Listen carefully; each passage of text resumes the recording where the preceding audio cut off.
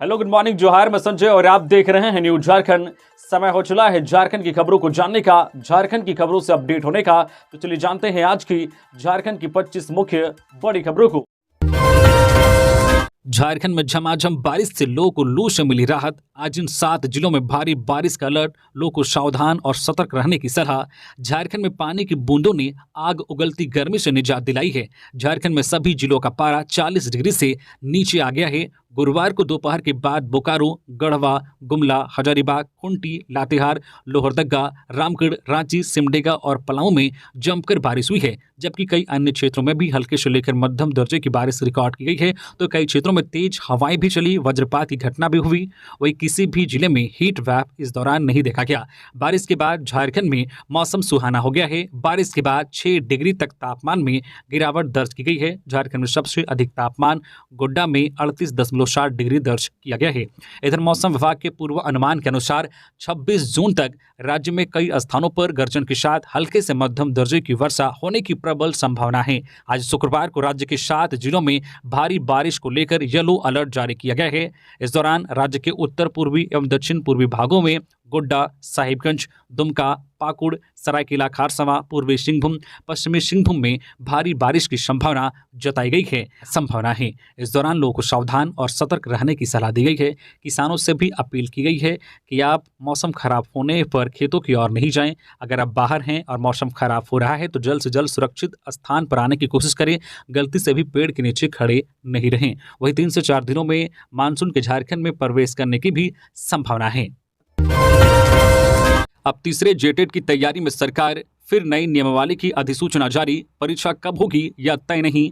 राज्य में 8 साल बाद एक बार फिर शिक्षक पात्रता परीक्षा होने की उम्मीद जगी है। सरकार इसके लिए तैयारी में है। शिक्षक पात्रता परीक्षा की नियमावली में संशोधन के बाद अब नई नियमावली की अधिसूचना जारी कर दी गई है। स्कूली शिक्षा व साक्षरता विभाग की ओर से झारखंड शिक्षक पात्रता परीक्षा नियमावली 2019 में संशोधन करते हुए झारखंड शिक्षक पात्रता परीक्षा नियमावली 2022 लागू की है। विभाग की ओर से नई नियमावली की अधिसूचना तो जारी कर दी गई है, पर परीक्षा कब ली जाएगी यह तय नहीं है। जबकि शिक्षा का अधिकार अधिनियम के तहत शिक्षक पात्रता परीक्षा हर साल लिया जाना है, जबकि राज्य में पिछले 10 वर्ष में मात्र 2 शिक्षक पात्रता परीक्षा हुई है। पहली परीक्षा वर्ष 2013 और दूसरी वर्ष 2016 में ली गई थी। इसके बाद से झारखंड में कोई परीक्षा नहीं हुई है। 2019 में बनी परीक्षा नियमावली के बाद भी कोई परीक्षा नहीं हुई। अब जारी 2022 की नई नियमावली में शिक्षक पात्रता परीक्षा लेने को लेकर कोई समय सीमा निर्धारित नहीं की गई है।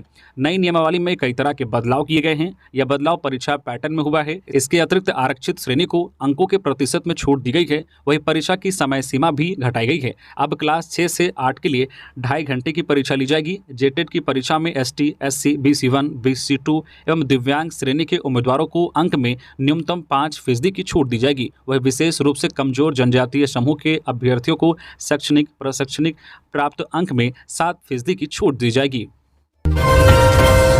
सीएम चंपई सोरेन ने अधिकारियों को दिया मुख्यमंत्री बहन बेटी प्रोत्साहन योजना शुरू करने का निर्देश। सीएम चंपई सोरेन ने गुरुवार को झारखंड मंत्रालय में महिला बाल विकास एवं सामाजिक सुरक्षा विभाग की उच्च स्तरीय समीक्षा बैठक में अधिकारियों को निर्देश दिया है कि राज्य में शीघ्र मुख्यमंत्री बहन बेटी स्वावलंबन प्रोत्साहन योजना की शुरुआत करे।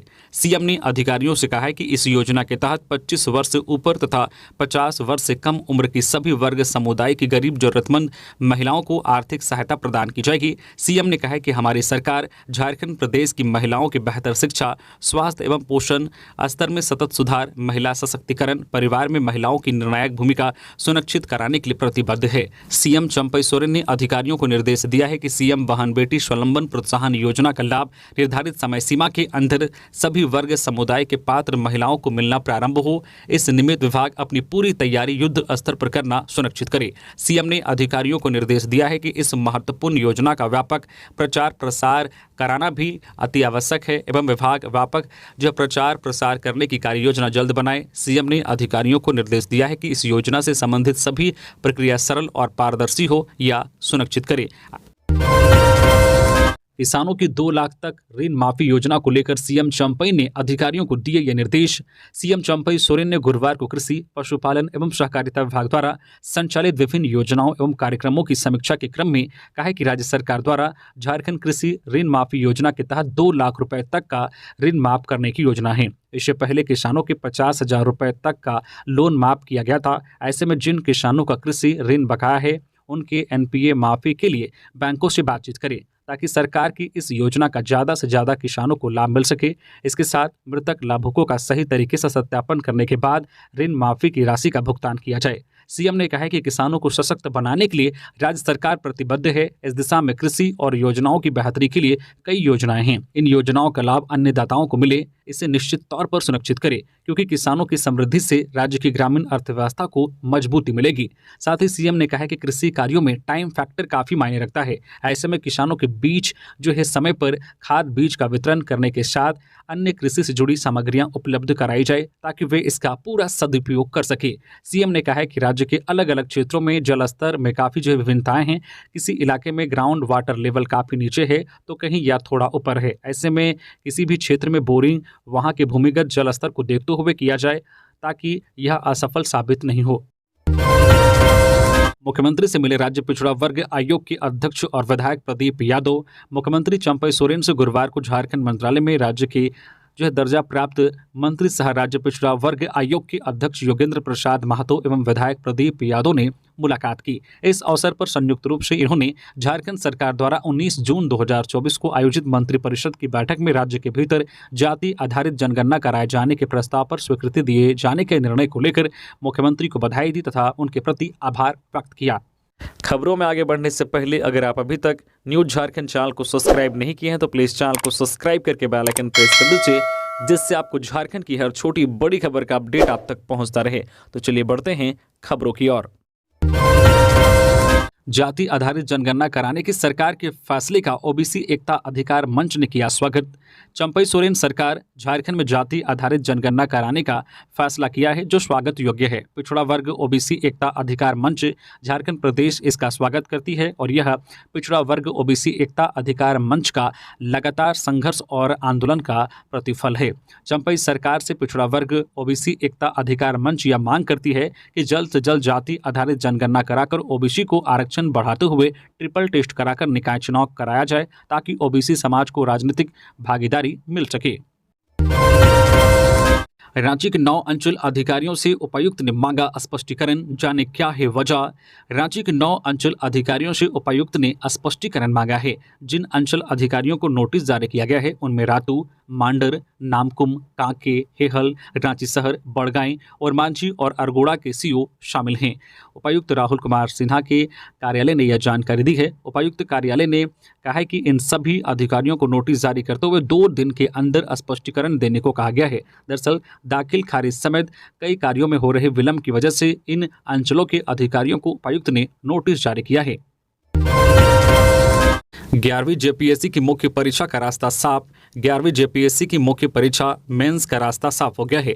दरअसल 11वीं जेपीएससी की मुख्य परीक्षा पर रोक के लिए आयोग द्वारा संशोधित मॉडल आंसर जारी किया गया था। संशोधित मॉडल आंसर जारी होने के बाद आयोग ने रिजल्ट भी जारी कर दिया था, जिस पर आपत्ति जताते हुए जया कुमारी, सिद्धार्थ सौरभ, विवेक गुप्ता, ध्रुव कुमार एवं अन्य ने हाईकोर्ट का दरवाजा खटखटाया था। जिन अभ्यर्थियों ने हाईकोर्ट में याचिका दाखिल की थी वो परीक्षा में असफल रहे थे। प्रार्थियों की याचिका को हाईकोर्ट ने खारिज करते हुए मुख्य परीक्षा मेंस पर रोक लगाने से इनकार कर दिया। इस मामले की सुनवाई हाईकोर्ट के न्यायाधीश जस्टिस जो है एसएन पाठक की कोर्ट में हुई। जेपीएससी की ओर से अधिवक्ता संजय पिपरवाल और प्रिंस कुमार और अमृतांश वत्स ने बहस की। अब 22 जून से 11वीं जेपीएससी की मेंस की परीक्षा राज्य के विभिन्न परीक्षा केंद्रों पर आयोजित की जाएगी। झारखंड कर्मचारी चयन आयोग का बड़ा फैसला, आरक्षी नियुक्ति परीक्षा के 1,44,308 आवेदन रद्द। झारखंड कर्मचारी चयन आयोग ने झारखंड आरक्षी नियुक्ति प्रतियोगिता परीक्षा 2023 नियमित एवं बैकलॉग के तहत हुए ऑनलाइन आवेदनों में से 1,44,308 आवेदन को रद्द कर दिया है। इन सभी आवेदनों को तकनीकी त्रुटियों के कारण से रद्द किया गया है।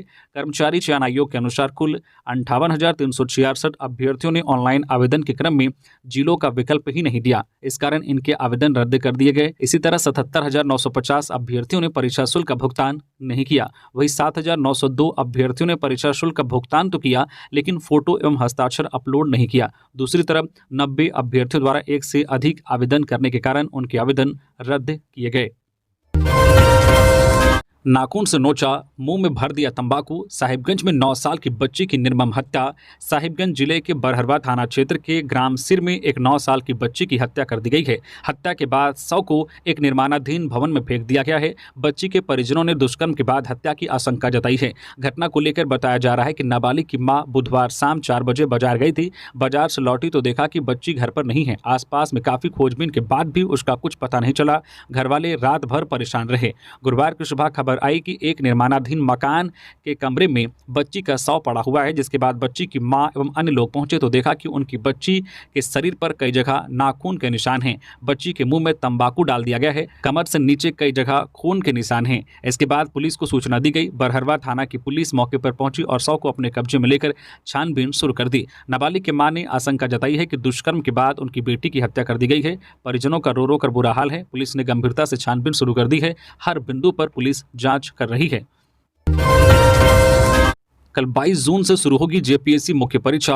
आज तक एडमिट कार्ड लेने का मौका। 24 जून तक एग्जाम। 342 पदों पर होगी नियुक्ति। झारखंड लोक सेवा आयोग सिविल सेवा की मुख्य परीक्षा 22 जून से ले रहा है। आयोग की ओर से परीक्षा की डेट शीट भी जारी कर दी गई है। मुख्य परीक्षा को लेकर आ रही अड़चनों को दूर कर लिया गया है। एडमिट कार्ड डाउनलोड करने में आ रही दिक्कतों के लिए आयोग ने उम्मीदवारों को विकल्प भी दिए हैं। मुख्य परीक्षा 22 जून से शुरू होकर 24 जून तक चलेगी।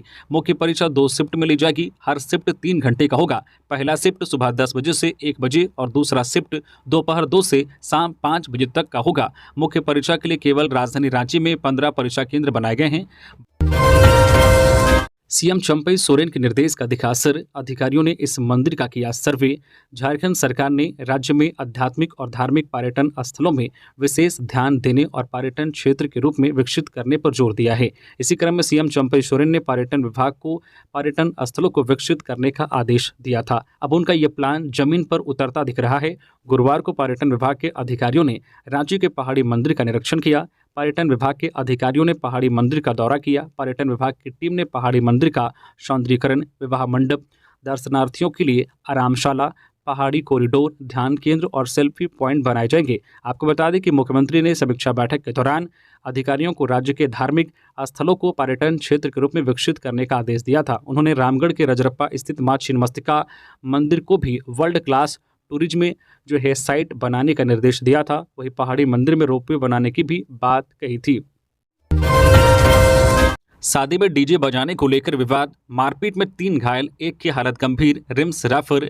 लातेहार जिला के बालूमाथ प्रखंड क्षेत्र के बालू पंचायत के खेराही ग्राम में शादी में डीजे बजाने को लेकर हुए विवाद में लड़का एवं लड़की पक्ष के बीच जमकर मारपीट हुई, जिसमें लड़की पक्ष से 3 लोग घायल हो गए। घायलों में महेंद्र भगत 18 वर्षीय, पिता महेश्वरी भगत, ग्राम केरी, थाना बालूमाथ; संजय भगत 19 वर्षीय, पिता बुधराम भगत, ग्राम बलबल, ग्राम मुरपा, थाना जो बालूमाथ; एवं बालेश्वर उरांव 19 वर्षीय, पिता सुरेश उरांव, ग्राम बेलवारी, थाना टंडवा शामिल हैं। घटना के संबंध में मिली जानकारी के अनुसार उक्त सभी लोग मुरपा ग्राम से खेराही बालू में भतकही कार्यक्रम में शामिल होने गए थे, जहां डीजे बजाने को लेकर विवाद हो गया और दोनों ओर से जमकर मारपीट हुई। घटना के बाद सभी घायलों को बालूमाथ सामुदायिक स्वास्थ्य केंद्र ले जाया गया, जहां चिकित्सक ने प्राथमिक उपचार के बाद बालेश्वर उरांव की स्थिति को गंभीर देखते हुए बेहतर इलाज हेतु रांची रिम्स रेफर कर दिया।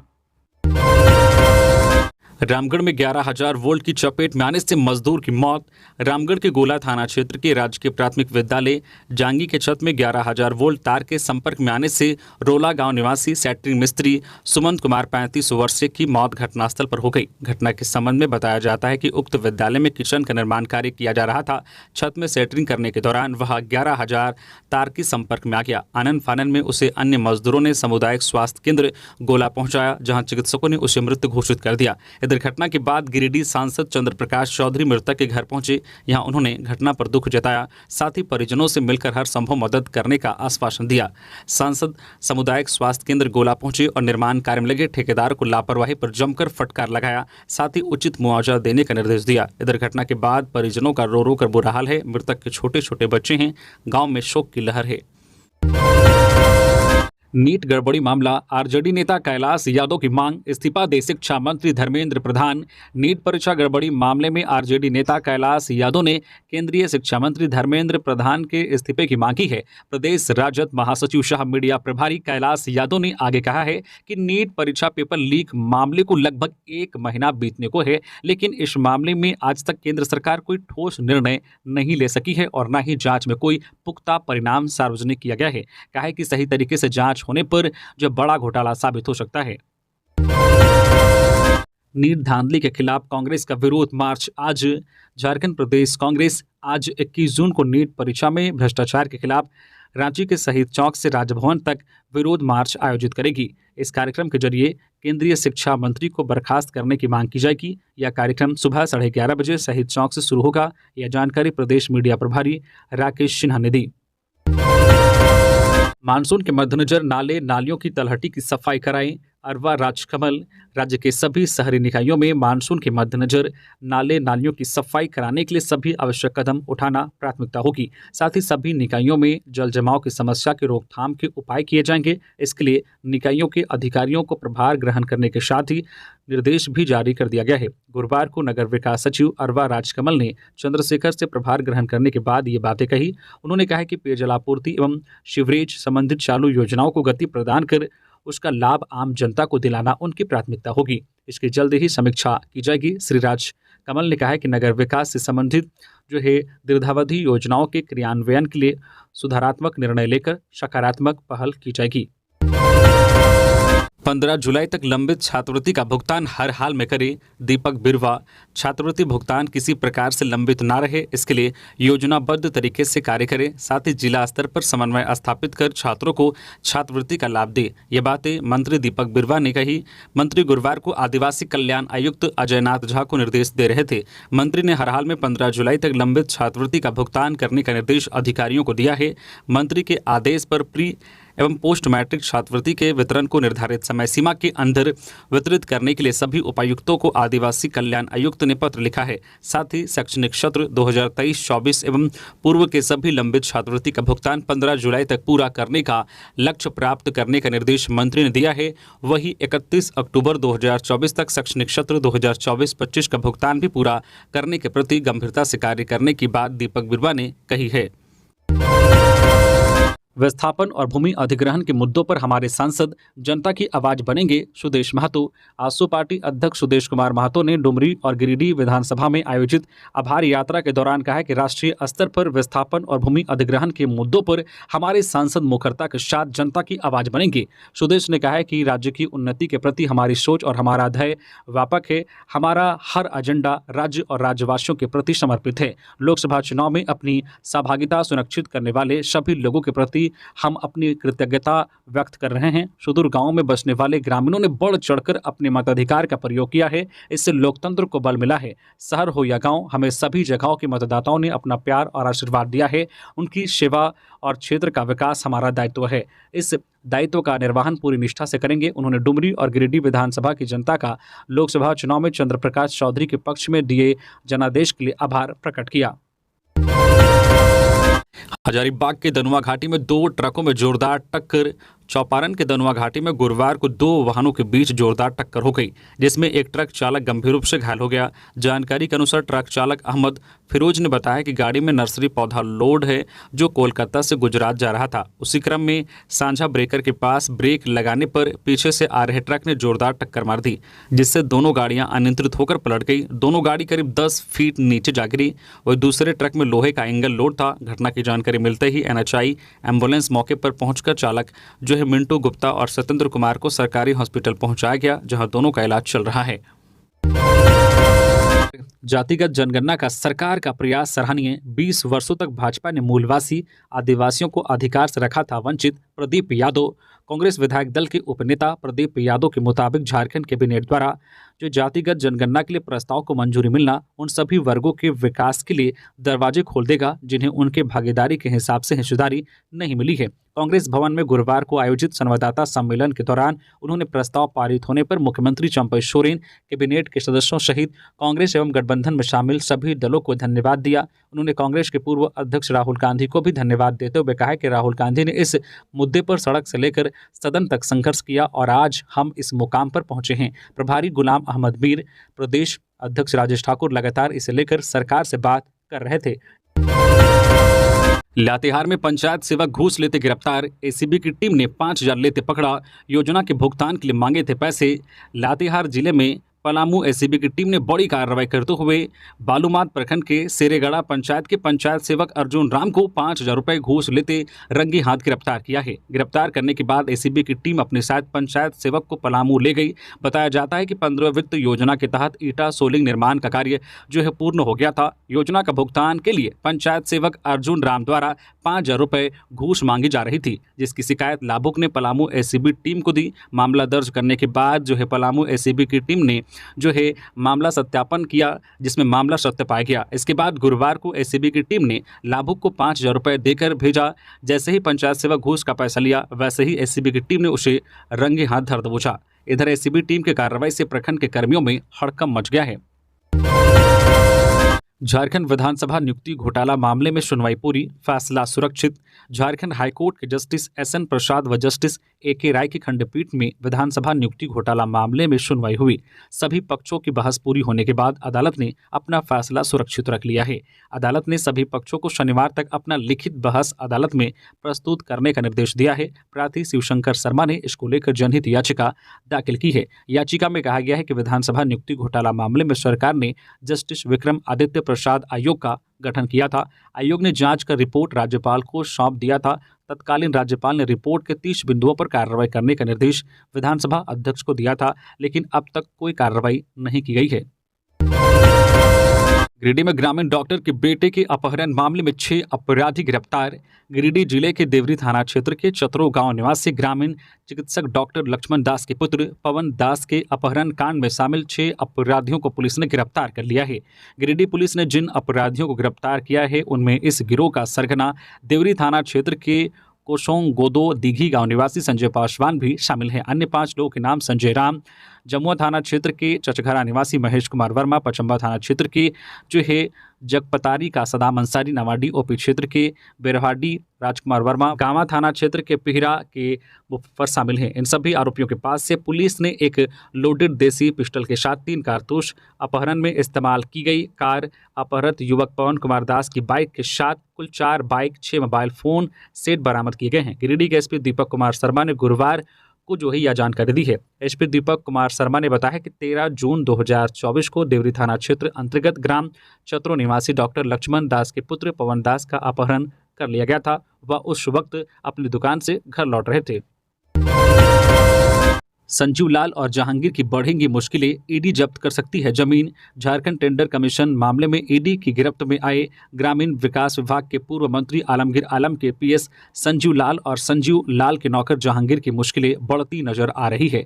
ईडी आने वाले दिनों में संजीव लाल की पत्नी रीता लाल और जहांगीर के नाम पर रांची में खरीदी गई जमीन को जब्त कर सकती है। दरअसल रांची के पुंदाग ओपी इलाके में संजीव लाल की पत्नी और संजीव लाल के नौकर जहांगीर के नाम से 18 डिसमिल जमीन खरीदी गई थी। इसकी जानकारी मिलते ही ईडी ने संजीव लाल, उसकी पत्नी और जहांगीर को पूछताछ के लिए बुलाया था। जानकारी हो कि 18 डिसमिल जमीन की कीमत 1 करोड़ 35 लाख है, लेकिन उसे कागजों में महज 50 लाख ही दिखाया गया है, जबकि पूरे 1 करोड़ 35 लाख रुपए इस जमीन के लिए ट्रांसफर किए गए हैं। जहांगीर और संजीव लाल की पत्नी रीता लाल के नाम से खरीदी गई 18 डिसमिल जमीन मामले में ईडी के द्वारा बिंदेश्वरी राम, आकाश साहू और एजाज अहमद से पूछताछ की गई है, जिसमें कई जानकारी मिली है।